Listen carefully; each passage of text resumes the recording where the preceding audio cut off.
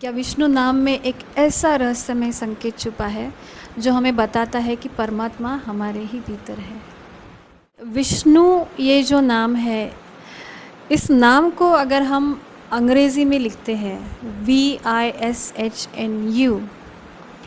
तो विष्णु नाम में कुछ ऐसे जो छोटे छोटे शब्द हैं वो निकलते हैं। जैसे विष्णु से ही तैयार होता है SHIV शिव, फिर IN इन, IS इज़ और US अस।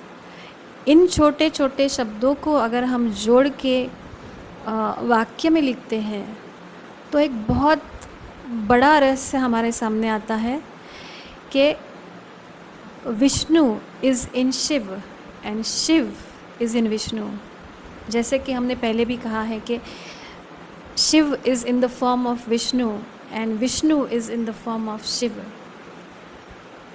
यही सत्य अंग्रेज़ी के शब्द से भी निकलता है।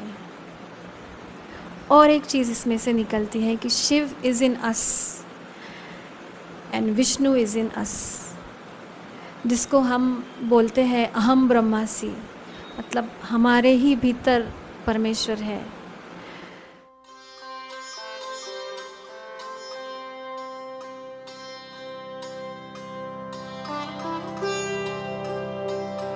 तत्त्वम् असि, मतलब वही डिवाइन रियलिटी आपके अंदर भी है।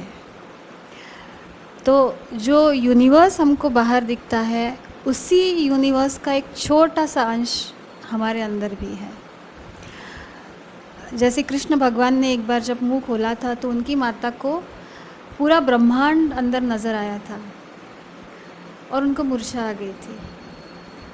तो वही ब्रह्मांड का एक छोटा सा अंश हमारे भीतर भी होता है। दिखता नहीं है, लेकिन आत्मचिंतन से, मेडिटेशन से हम वही ब्रह्मांड देख सकते हैं।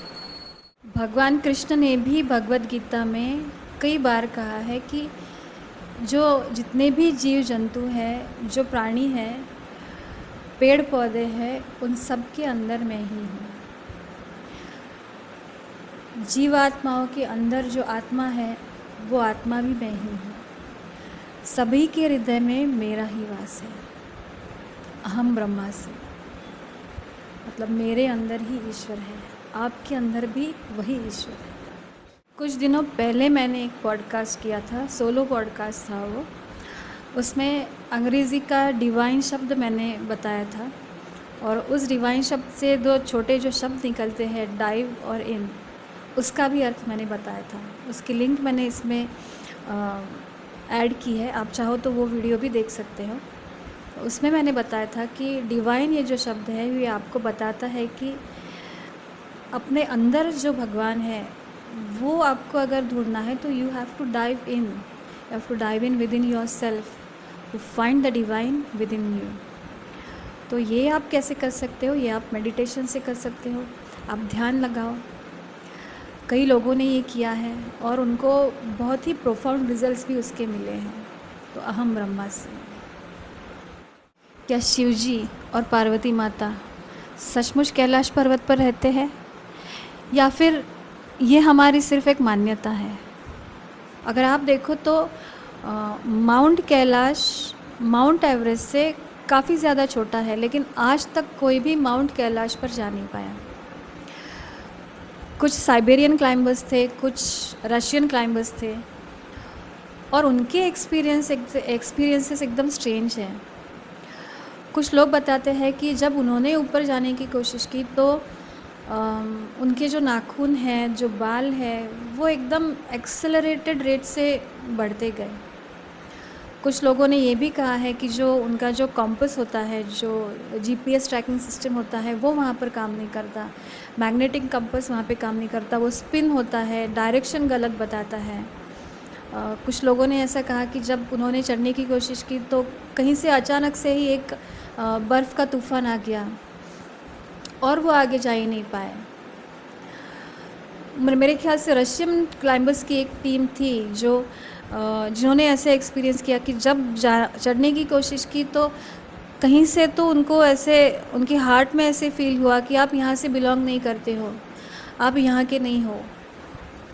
तो फिर उन्होंने नीचे उतरना शुरू किया और जैसे ही वो नीचे उतरने लगे तो वो जो फीलिंग थी वो चली गई। मिलारेपा नाम के एक ही व्यक्ति थे जिन्होंने माउंट कैलाश को स्केल किया था, मतलब चढ़ा था, और वो फिज़िकली नहीं चढ़ पाए थे, वो मेंटली या स्पिरिचुअली माउंट कैलाश पर चढ़े थे। तो और उनका मानना था कि माउंट कैलाश को आप फिज़िकली स्केल कर ही नहीं सकते। If you want to scale mount Kailash you have to do it spiritually and mentally through meditation. अगर आप देखो तो माउंट कैलाश पर्वत की तरह कम और एक पिरामिड की तरह ज़्यादा लगता है। तो पिरामिड में जैसे है ना, आप अगर पिरामिड के इर्द गिर्द आप अगर देखो तो वहाँ पे एक अलग तरीके की एनर्जी रहती है, उसके टिप पर एक अलग तरीके की एनर्जी रहती है। शायद वैसी ही कुछ कैलाश पर्वत में भी है। तो कैलाश पर्वत के इर्द गिर्द भी कुछ एनर्जी है, उसके टिप पर भी कुछ एनर्जी है। शायद जैसे मैंने अभी कहा कि वो एक कॉस्मिक पाइवॉट है जो एक्स्ट्रा टेरेस्ट्रियल जो इन्फॉर्मेशन है, जो उनके जो मैसेजेस है, वो मैसेजेस हम तक पहुंचाने का शायद एक ज़रिया था वो।